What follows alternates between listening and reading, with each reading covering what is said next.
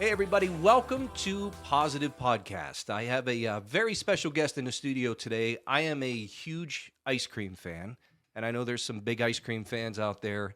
I would like to welcome Chuck Page from Page Dairy Mart. Chuck, thanks so much for joining us today. It's great to be here. Thank you for inviting me for this podcast. You're very welcome. We're glad to have you. I just announced I'm the world's biggest ice cream fan. If I had to give up one food, it wouldn't be ice cream, that's for sure.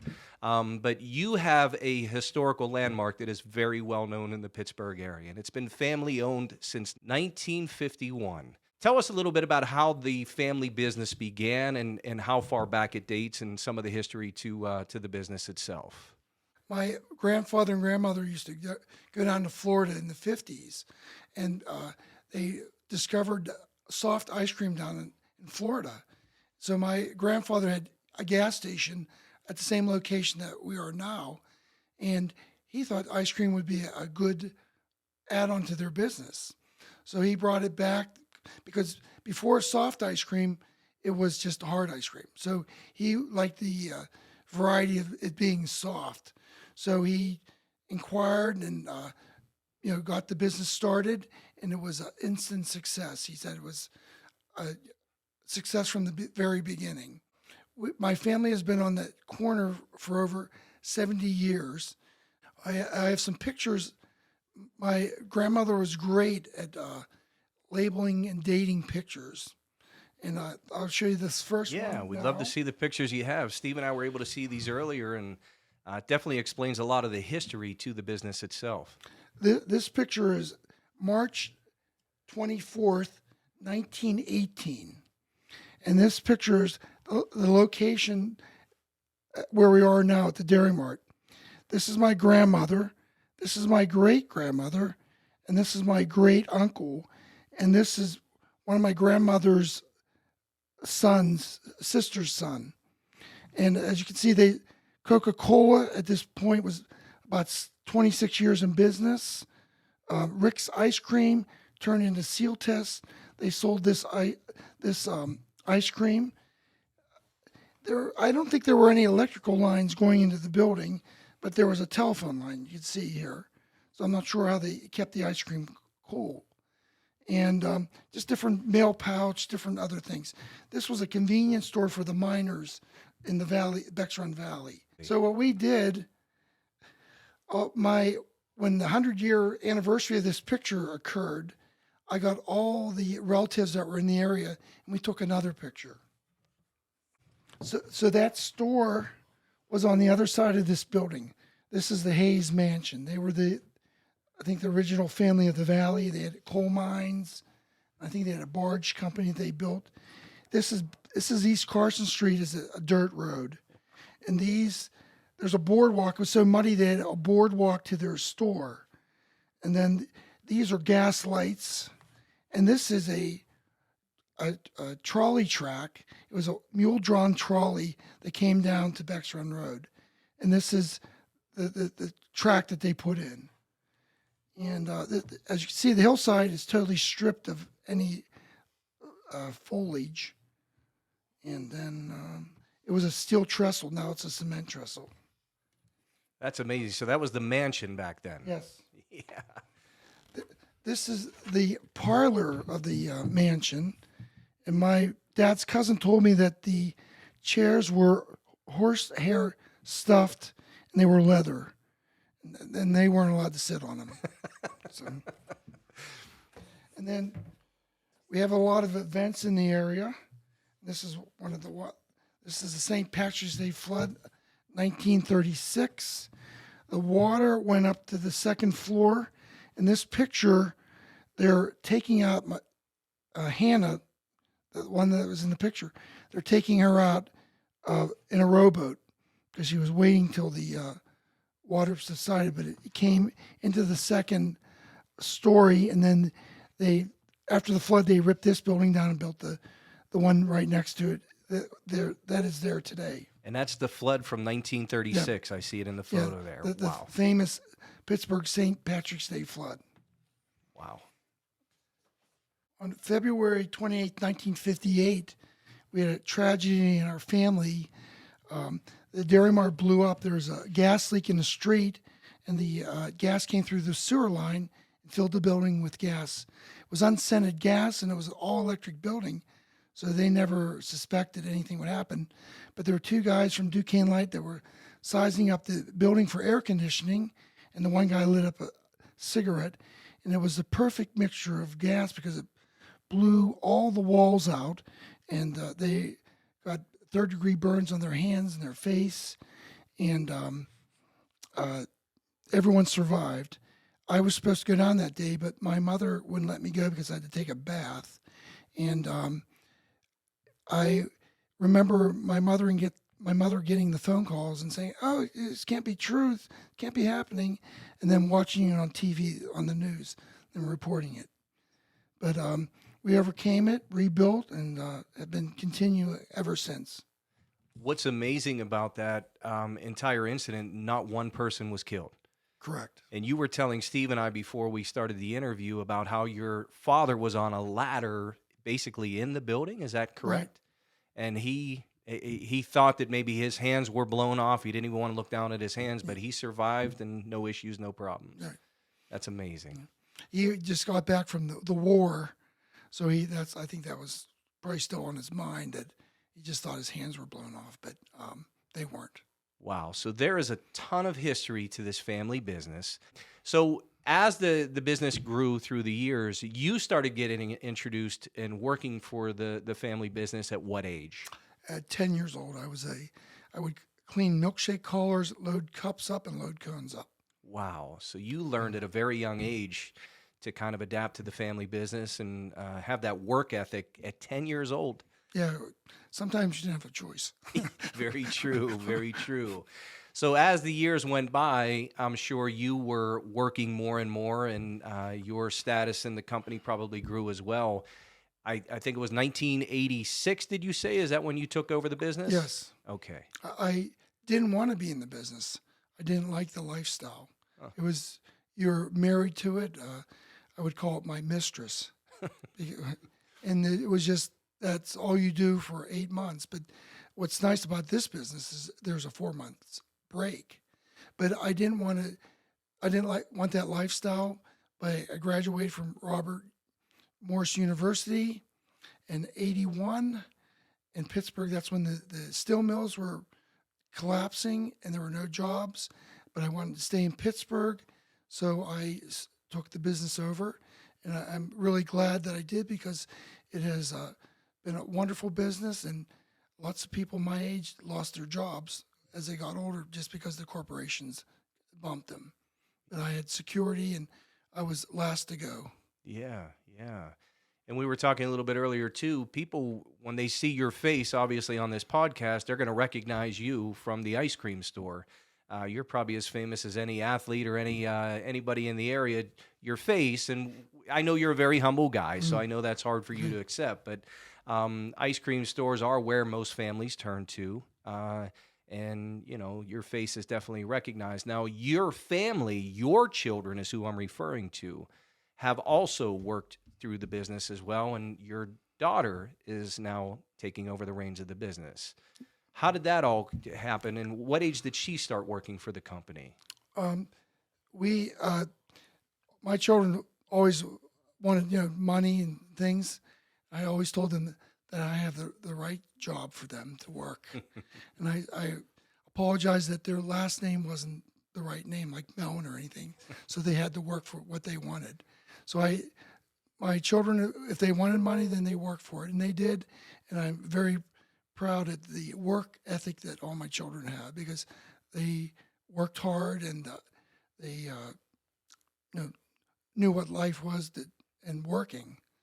When I met you, there was something about you and Jared, your son-in-law, that I was just drawn to. You were very friendly. We talked almost immediately, without knowing you very much, about the business, about the family history of the business as well.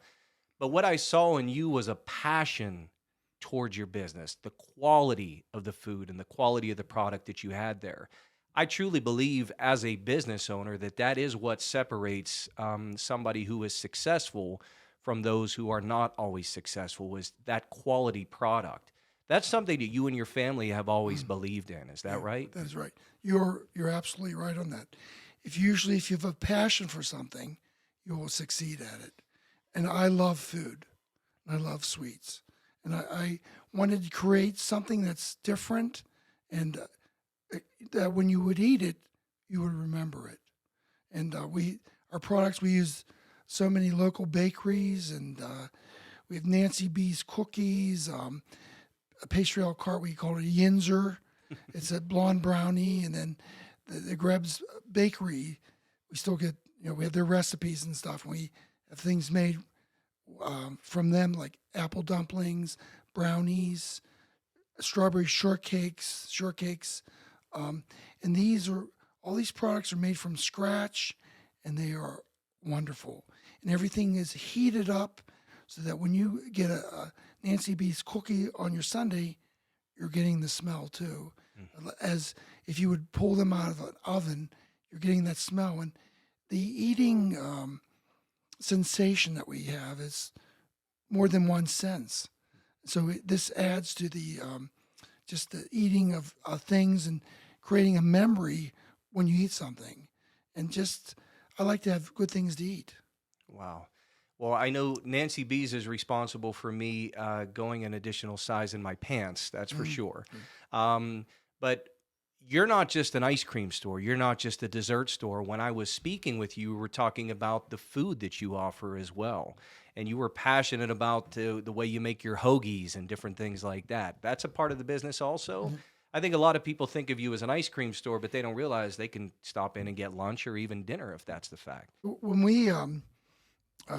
When the pandemic hit, we closed for a month, and they just did an online just to try to be safer and wiser in how they ran their business.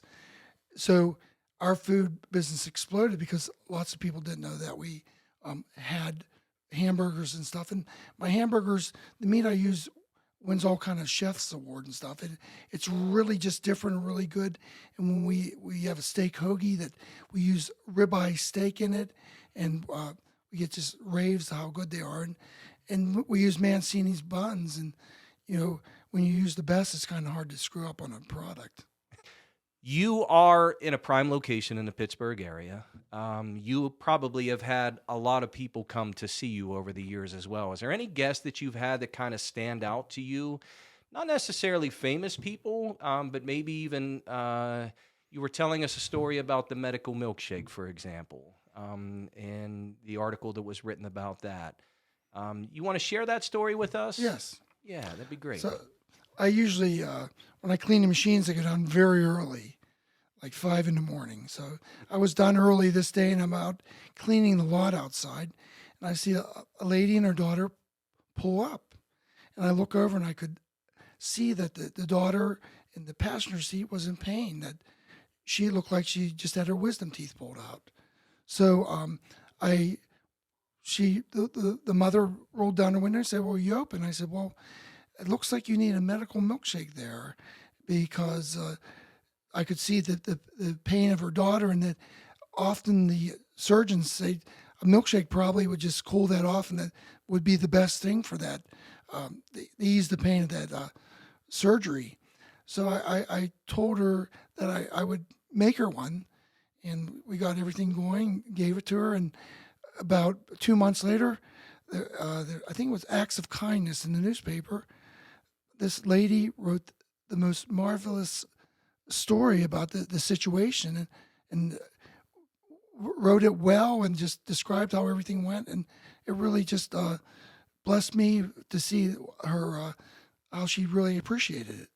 That is a great story. It's really easy to get wrapped up in the busyness of life and to bypass somebody who's in need at that point in time. But what was really cool about that story is you kind of stopped everything you were doing. You sensed the need, and you took care of that need. And you made a lasting impression on that woman and her daughter forever. And the article, and those who read it and those who are hearing the story now, obviously it's going to leave a lasting impression also. I was looking at some of the pictures on Facebook. You've had quite a few athletes from the Pittsburgh area stop in.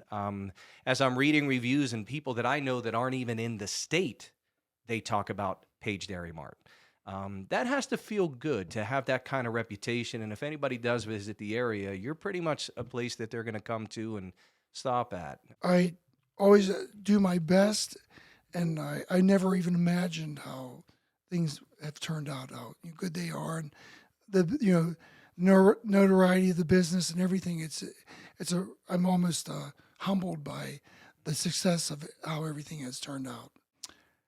It's a blessing of just to meet so many people over the years and to know them and know their history, their family and stuff. And my employees always comment. They said, "You really know all these people?" And I said, "Yes, I do. I know all these people because I've been there for over 50 years. And I like people. I love people. I talk to them, and I've even helped customers move. I've visited them in hospital, and I love the people, my customers, and this is part of living that I want to touch people. I don't want my life to be set somewhere where I don't do anything. I enjoy people, and this is a great opportunity for me to meet people and to help people." Wow. What a great story. What a great heart you have. And I'm sorry, I'm going to give you credit where credit's due. To go outside of the walls of just running a business and thinking about yourself and to think about other people, that's a gift in itself. And that's amazing. That's why, again, I know you're so successful. It's more of a family atmosphere. When Right. people come there, they see your face. They gather as families. I know friends that meet up. You'll even see them post on Facebook, "Hey, we're heading down to, Pages. Come on down," or whatever. So, what a great atmosphere that you create. Of all the menu items, do you have a number one seller at the store? The Nancy B cookie sundae, I knew it was going to be a home run. Usually, when you have products, you're kind of iffy. But as soon as we did the Nancy B's cookie sundae, it was a success right from the beginning. And Mike and his mother Nancy make the greatest product. Yeah, that I'm sure it is. My daughter, I was talking to her and I was telling her that who was coming in that we were doing an interview on. She said, "Oh, Dad, I had the big Nancy B, when I was there the last time." So it's amazing. That's what she was talking about also. One of the questions we ask every single person that comes on this podcast, what's really important to us is obviously the whole purpose of our project is to encourage and inspire other people in some way, shape, or form. You and Jared inspired me that day. I heard a passion behind the story. I met a man who, yourself, and I'm just going to give you some credit, you were very kind, very friendly, very patient. That made a lasting impression on me. Who was it that encouraged and inspired you as you were growing up? My father inspired me, and he was a hard worker. His hours were very long. He would start at 9, and he would work. They were up until 12 at night. So he would work months at a time because he chose to do that and to run it. And he was an inspiration. He took great pride in our family history in this area, and he wanted to keep our name with honor. And I took that to heart, that's what I wanted to do, run my business in an honorable way and stuff. But the most inspiration for me is my faith in Jesus Christ. That when I was 19, I have turned my life over to Jesus Christ, and it is a lasting impression for me. And I, as a business owner, know that I had to treat people well, and I had to pay them well, and I had to honor my God in what I did. So my whole business philosophy was that my business was like an offering to God, that how I treated my vendors, the customers, the people is what I wanted to do to please God. Well, you're doing an amazing job. I can tell you that. I know he's smiling on you each and every day, saying, "Well done, faithful servant. Well done." What is amazing to me about this podcast that we produce is I am a strong believer in Jesus Christ myself. I am so thankful that God has forgiven me and it just picked me back up every time I've fallen, has always been there for me. We did not set out to do this project to be a preaching sermon or anything along those lines. But what is amazing to me is there is one common denominator with every single guest we've had on this podcast, and that's their relationship with God. Really? Yes. Now, you and I, we didn't talk about anything. I didn't tell you, hey, let's promote Jesus here. Let's talk about him. Right. But it proves to me that there is divine intervention. There are reasons why people come here. There are people that God introduces each of us to help make a difference for him and his kingdom. And now I know why you're sitting in that chair. Everybody's kind of tired of winter. It's been snowing for, I think, 50 days straight. The sun did come out the other day, which kind of made us all feel good. But we're ready for your store to open back up. So when can we expect to come in and get some ice cream again? What's opening date? I'm pretty sure. You go on our website, but I'm March 5th, I think, is what it's going to be. All right, so March 5th, we will say an extra prayer that March 5th you will be open. Well, I am thrilled that you made time for us and you stopped by the studio today. Chuck Page, thank you so much for joining us. March 5th is the opening date. I just thank you so much again for joining us today and taking time out to see us. I thank you for having me. It was an honor and privilege. Thank you so much.